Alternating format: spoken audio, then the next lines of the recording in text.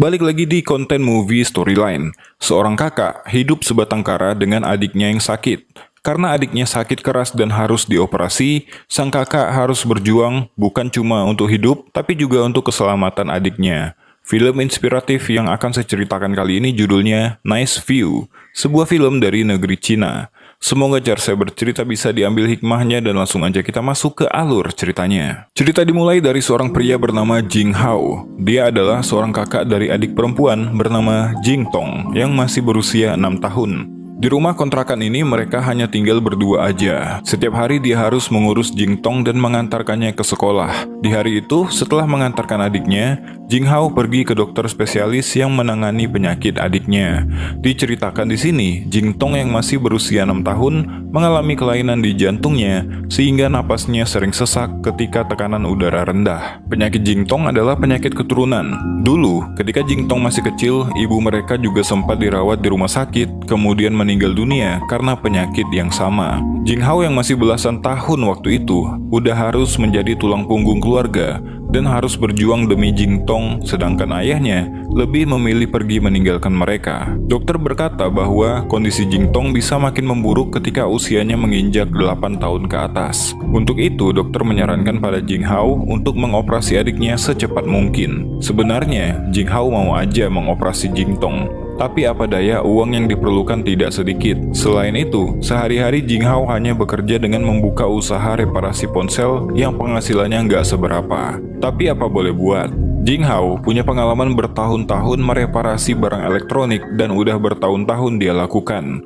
Jing Hao juga sering membenarkan TV di tempat panti jompo dekat rumahnya. Panti ini diurus dan dijalankan oleh Pak Liang dan istrinya yang bekerja sebagai karyawan di sana. Setelah menjemput Jing Tong, mereka harus melihat pemberitahuan untuk membayar sewa apartemen. Udah 1 bulan Jing Hao menunggak pembayaran. Pada malam itu, dia mendapatkan telepon dari temannya yang bernama Tao Ziong. Temannya itu bekerja di sebuah gudang. Maksud Ziong memanggil Jing Hao adalah untuk memperlihatkan segunung tumpukan ponsel bekas yang nggak terpakai. Menurut Ziong, semua ponsel ini ditinggalkan seorang pengusaha ekspor-impor yang saat ini sedang dipenjara. Karena dia masih hutang sewa gudang selama 2 tahun, mereka pun menyita barangnya. Gudang ini rencananya mau dikosongkan. Jadi Ziong menawarkan Jing Hao untuk mengambil semua ponsel ini dengan harga 100.000 yuan. Ziong yakin di tangan Jing Hao, ponsel ini bisa diperbaiki dan dijual lagi, sehingga Jing Hao bisa mendapatkan untung dari situ. Ketika pulang dari sana, Jing Hao langsung memeriksa berkas uji kualitas dari ponsel tersebut, yang memang rata-rata nggak lolos quality control. Jing Hao pun mencoba untuk memperbaikinya. Dengan pengalaman bertahun-tahun membenarkan ponsel yang rusak, ditambah peralatan dan skill yang memadai, ponsel pun berhasil menyala. Menyadari dia bisa membenarkan ponsel itu, keputusan pun langsung diambil. Untuk membeli semua ponsel itu, Jing Hao mengajukan pinjaman dengan menjaminkan semua isi tokonya. Keesokan paginya, dia pergi ke pusat penjualan elektronik untuk menawarkan produknya. Sambil menawarkan, dia iseng-iseng menghitung keuntungan dan didapat estimasi keuntungannya sebesar 900.000 yuan. Jumlah yang sangat banyak yang nggak cuma cukup untuk mengoperasi adiknya. Dia juga bisa meningkatkan taraf hidup dan meningkatkan bisnisnya. Jing Hao pun pede banget, moodnya naik dan semangatnya menggebu-gebu karena baru aja menemukan tambang emas. Tapi sayang banget, 2 minggu setelahnya, pemerintah malah mengeluarkan kebijakan dagang yang baru, bahwa HP refurbish atau HP daur ulang dilarang dipasarkan. HP-HP yang terlanjur beredar akan disita dan penjualnya akan ditangkap.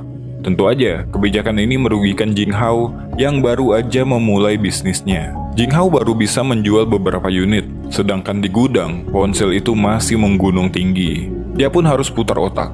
Jing Hao pergi ke kantor pusat Shening Elektronik, produsen HP yang Jing Hao beli. Dia bertemu dengan seorang manajer bernama Li Ping. Jing Hao menawarkan Li Ping untuk menawarkan suku cadang ponsel yang dia pulihkan.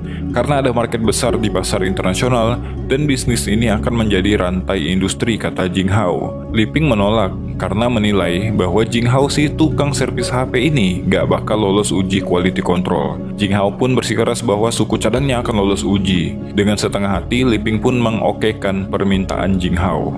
Jadi saat ini yang akan dilakukan Jinghao adalah membongkar komponen ponsel bekas itu, kemudian memastikan semua komponen bisa berfungsi bagus termasuk LCD, motherboard, RAM, kamera, bahkan sampai komponen yang kecil seperti kapasitor, resistor, dan lain sebagainya. Jinghao memang gak sekolah tinggi, tapi dengan ketekunan dan kesabaran, dia yakin bisa melakukannya. Dia nggak mau masa lalunya mendefinisikan masa depannya. Selain itu, dia harus membuat buku panduan untuk pembongkaran ponsel tipe itu. Karena setelah itu semua rampung, dia bisa merekrut orang untuk bekerja dengannya. Hari demi hari dilalui dengan kerja keras, membedah komponen besar hingga terkecil tentu aja bukan hal yang mudah. Butuh kesabaran yang ekstra. Tapi dengan ketekunan Jinghao, akhirnya itu semua pun selesai dilakukan, lengkap dengan buku panduannya. Uji kualitas suku cadang pun dilakukan. Hasilnya, suku cadangnya lulus uji kualitas. Langkah pertama berhasil dilakukan. Dia pun kemudian langsung pergi menemui Liping yang kebetulan waktu itu lagi menyambut Direktur Utama Sheneng Elektronik yang bernama Pak Zhao. Jinghao memberitahu bahwa suku cadangnya berhasil lolos uji dan mengingatkan kesepakatan yang kemarin bahwa jika Jinghao berhasil lolos uji, Liping akan membeli suku cadangnya. Tapi Liping mengatakan bahwa dia nggak pernah mengatakan itu dan menyuruh Jinghao berhenti mengganggunya. Ditambah lagi, Liping meragukan Jinghao karena usianya yang masih 20 tahun. Gak patah semangat, Jinghao menunggu Pak Zhao si direktur utama. Dia nekat menawarkan proposal yang sama pada Pak Zhao dan meminta waktu 10 menit untuk menjelaskan. Pak Zhao pun berkata, dia buru-buru lagi mengejar kereta dan akan kembali sebulan lagi. Gak menyerah, Jinghao memutuskan untuk mengejar Pak Zhao ke kereta. Padahal 30 menit lagi keretanya jalan. Jadi Jinghao mengejar waktu sebisanya, ngebut dengan skuter metiknya, mengambil jalan pintas menuju stasiun hingga kecelakaan. Gak peduli dengan lukanya, dia meninggalkan motornya yang gak bisa hidup dengan berlari ke stasiun sampai tertabrak mobil karena menyeberang sembarangan. Untungnya Jinghao bisa sampai tepat waktu dan kembali meminta waktu 10 menit pada Pak Zhao.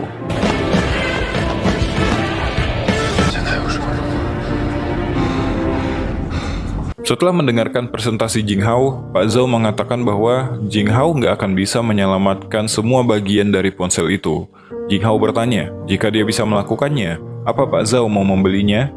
Pak Zhao pun setuju, tapi dia nggak akan memberikan uang muka. Dia menyuruh Jinghao mengurus pembongkarannya sendiri.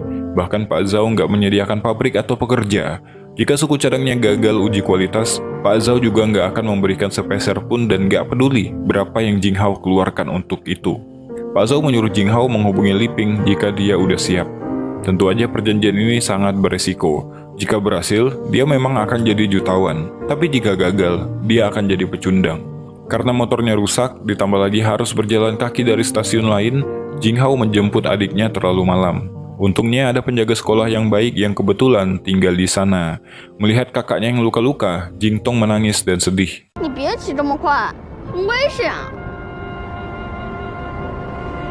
PR Jinghao makin banyak. Dia harus bekerja di siang hari untuk mendapatkan uang supaya pabriknya bisa berjalan. Dia pun kemudian meminta bantuan Pak Liang untuk mengawasi pabriknya. Awalnya Pak Liang menolak dan menyuruh Jinghao main aman daripada gagal. Tapi karena alasan Jinghao yang butuh uang banyak untuk operasi adiknya, hati Pak Liang pun melunak dan bersedia membantu. Jika proyek ini berhasil, Jinghao akan mendapatkan uang 800.000 dalam waktu 4 bulan. Sementara itu, karena nggak bisa membayar hutang pinjamannya, Jinghao harus merelakan semua barang di tempat usahanya disita. Motor satu-satunya pun harus dia jual untuk mendapatkan uang tambahan. Selanjutnya dia pergi menemui temannya yang bernama Ma Yue untuk mendapatkan pekerjaan. Setelah memohon-mohon, Ma Yue mengizinkan Jinghao untuk kerja di sana sebagai pembersih jendela sebuah gedung pencakar langit. Di lain hari, Jinghao dan Pak Liang pergi mencari tempat untuk pabrik mereka dan didapatlah sebuah kontainer yang udah berdebu. Jinghao pun setuju dengan harga sewa 3.000 yuan sebulan. Bersama Pak Liang, mereka pun menyiapkan pabrik tersebut sampai bisa digunakan untuk bekerja. Target pun dibuat.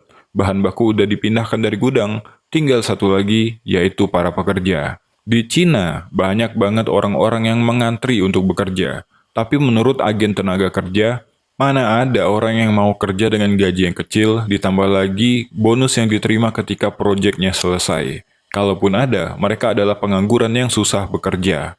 Jadi dia pun merekomendasikan beberapa orang. Yang pertama, Wang Chunmei. Dia dulunya kerja di pabrik elektronik. Sayang karena kecelakaan, dia agak kurang bisa mendengar. Saat ini dia bekerja serabutan. Mengajarkan Wang Chunmei aja, Jinghao harus teriak-teriak. 香要提前加热。提前加热。对。然后呢？ Yang kedua adalah Zhang Wanghao. Dia dulunya manajer, tapi karena menghajar seseorang, dia akhirnya dipenjara.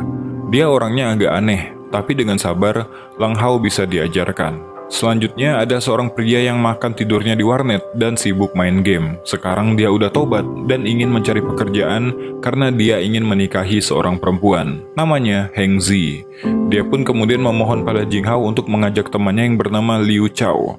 Beda motivasi sama Heng Zi, dia mau kerja buat bayar billing warnet. Makanya ketika di training, Heng Zi fokus mendengarkan sedangkan Liu Chao malah tidur.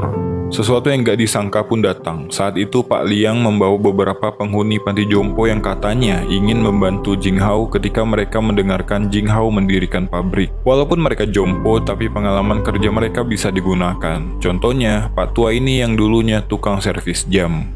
Singkat cerita, pabrik komponen elektronik Nice View milik Jinghao pun akan beroperasi dengan pekerja-pekerja ini, seperti yang direncanakan. Untuk membantu operasional pabriknya, Jinghao harus bekerja di siang hari untuk mendapatkan uang tambahan. Bekerja sebagai pembersih kaca gedung pencakar langit tentunya juga punya resiko tinggi. Salah-salah bisa nyawa taruhannya. Sementara itu keadaan Jing Tao masih belum bisa membaik. Dia harus mengkonsumsi obat yang sama setiap harinya. Yang bisa Jinghao lakukan cuma menghibur adiknya supaya nggak sedih lagi. Jinghao mengatakan, selama kita bekerja keras, nggak ada yang mustahil.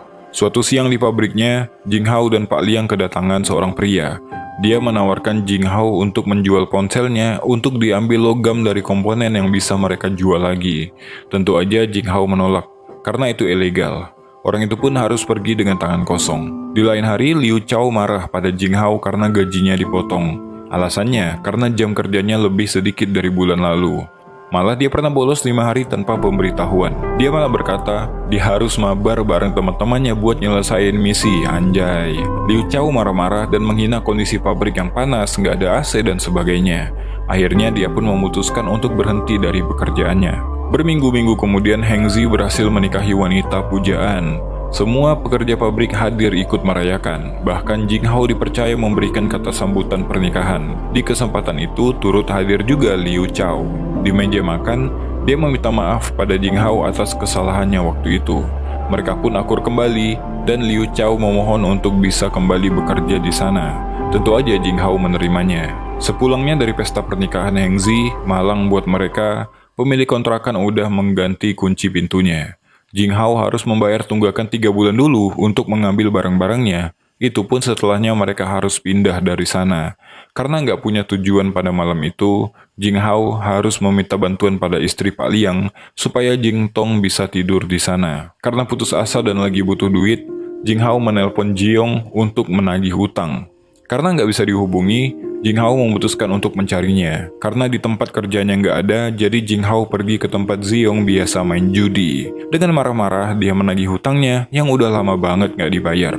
Duit yang dikasih Ziong pun nggak cukup. Jinghao kesal karena Ziong kemarin pinjam uang karena ibunya sakit. Ternyata buat main judi. Itulah susahnya minjamin teman uang. Pas minta tolong pasang muka melas, pas ditagih malah lebih galak. Jinghao sebenarnya malas juga nagih temannya itu kalau nggak lagi benar-benar butuh. Karena nggak bisa terus-terusan tidur di panti jompo, mereka pun pindah ke pabrik untuk tinggal di sana. Nggak tega sebenarnya membiarkan Jing Tong tidur di situ. Kamar tidur pun disekat menggunakan tumpukan kotak. Ini adalah cobaan terberat bagi Jinghao. Bagaimana tidak? Harusnya adiknya yang sakit bisa istirahat di tempat tidur yang enak. Tapi karena keadaan ini mengharuskan adiknya tidur di pabrik. Karena adiknya lah Jinghao nggak bisa berhenti dan menyerah. Seorang adik yang sakit keras yang harus dia sembuhkan dengan biaya yang nggak sedikit. Karena hal tersebut, Jing Hao bekerja lebih keras. Di siang hari dia tetap ikut Ma Yue sebagai pembersih kaca gedung pencakar langit. Di malam hari, dia rela bergadang untuk mengerjakan ketertinggalan produksi hingga cuma punya waktu tidur yang sedikit. Pada suatu malam ketika jam istirahat, Jing Tao membangunkan Jing Hao karena ada suara di luar. Jing Hao kaget karena menemukan pemuda yang kemarin tengah mencuri ponsel bekas miliknya. Ketika melihat Jing Hao, mereka pun buru-buru kabur. Tapi Jing Hao nggak mau melepaskan barangnya begitu aja.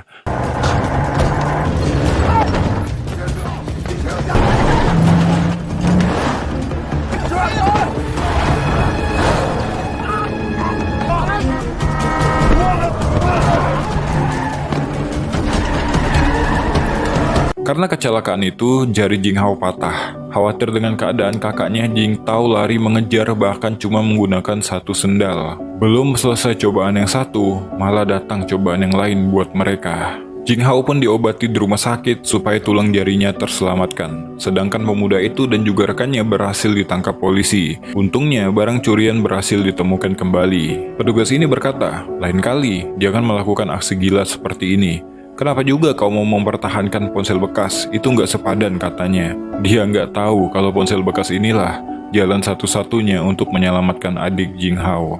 Di hari lain, Jing Hao dimarahi Ma Yue karena dia menjatuhkan peralatan ketika bekerja. Dia pun disuruh melepaskan sarung tangannya, dan itu membuat Ma Yue berang melihat kondisi tangannya itu. Hari ini ember yang jatuh, besok bisa aja kau yang mati, katanya. Ma Yue marah karena Jing Hao nggak mengikuti aturan dilarang bekerja jika fisik lagi sakit atau terluka. Karena hal itu, Jing Hao dipecat dan diberikan uang gaji sesuai hari kerjanya. Jing Hao harus putar otak lagi. Gimana caranya dia mendapatkan uang untuk membayar uang sewa pabrik kalau nggak dari bekerja di siang hari? Benar aja, di suatu hari dia malah dipanggil pemilik tempat karena udah menunggak sewa 2 bulan.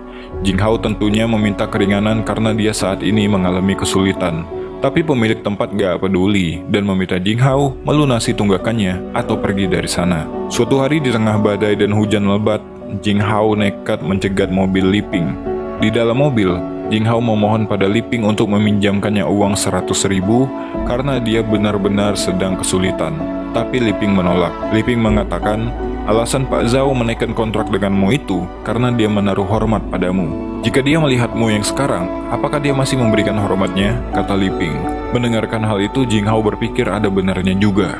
Di saat-saat kesulitan seperti ini, dia harus berusaha sendiri supaya bisa menuntaskan pekerjaannya. Di tengah badai, Jing Hao harus menjemput adiknya di sekolah. Namun karena nggak mungkin pulang, penjaga sekolah menyuruh mereka menginap malam itu. Jing Hao benar-benar nggak tahu harus bagaimana. Dia cuma ingat janjinya pada sang ibu sebelum meninggal untuk menjaga Jing Tong dengan baik. Keesokan paginya ketika kembali ke pabrik, atap tempat menaruh ponsel bekasnya ambruk karena badai. Ditambah lagi pemilik lahan mengatakan bahwa dalam waktu 3 hari Jing Hao harus membereskan barang-barangnya karena pabriknya akan disewakan ke orang lain. Habis sudah usahanya pada saat itu. Ketika teman-temannya datang, Jing Hao pun harus memberikan kabar buruk ini. Padahal 2 minggu lagi pengiriman barang dilakukan, tapi dia udah nggak bisa membayar gaji mereka. Ditambah lagi pabrik akan disewakan kepada orang lain dan dalam 3 hari mereka harus pindah. Gak disangka respon teman-temannya malah mengejutkan. Mereka rela gaji mereka dibayar setelah pekerjaan selesai. Selain itu mereka mengatakan bahwa pekerjaan ini bisa mereka bawa ke rumah.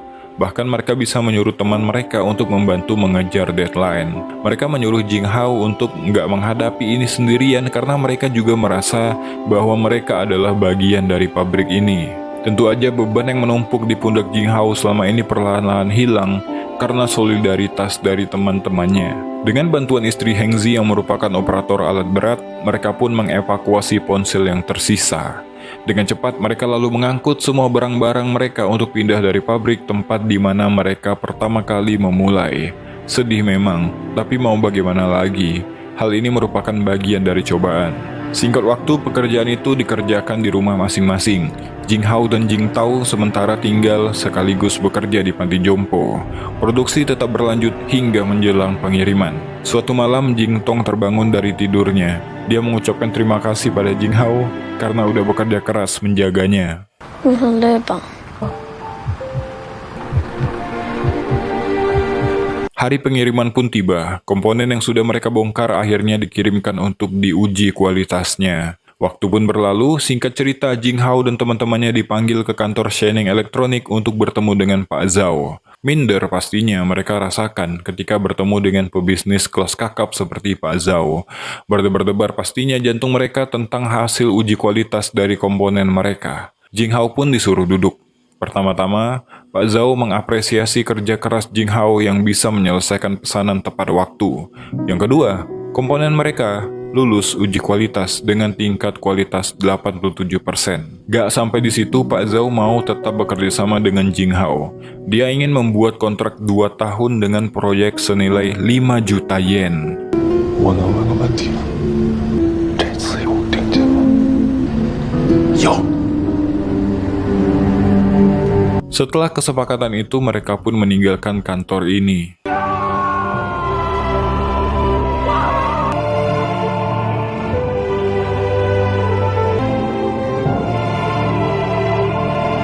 Gak sia-sia pengorbanan selama ini. Darah dan air mata, suka duka yang mereka lewati kini terbayarkan. Jing Hao pun kemudian pergi menjemput Jing Tao. Gak ada kata yang terucap, hanya senyum dan air mata yang menetes. Setahun kemudian operasi Jing Tao sukses dan dia bisa tumbuh normal dan sehat. 6 tahun kemudian Jing Hao menjadi CEO Nice View Electronic, anak perusahaan Shining Electronic pimpinan Pak Zhao. Dia pun diperkenalkan di depan publik sebagai CEO termuda. Sesuatu itu memang selalu tampak mustahil sebelum itu berhasil dilakukan. Teruslah bekerja keras karena selama kita bergerak, gak ada yang mustahil.